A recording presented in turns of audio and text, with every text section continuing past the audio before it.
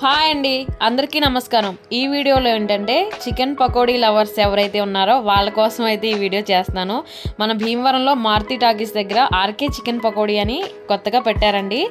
ఈ చికెన్ పకోడీ మాత్రం చాలా బాగుంది. ఒరిజినల్ హోమ్ మేడ్ కారం అలాగే మసాలా కూడా వాళ్ళ ఇంట్లో తయారు చేసి యాడ్ చేస్తున్నారు. చాలా స్పెషల్గా ఉంది. అలాగే నేను కూడా ట్రై చేశాను. అండ్ పావు కిలో వచ్చేసి 100 రూపీస్ అండి.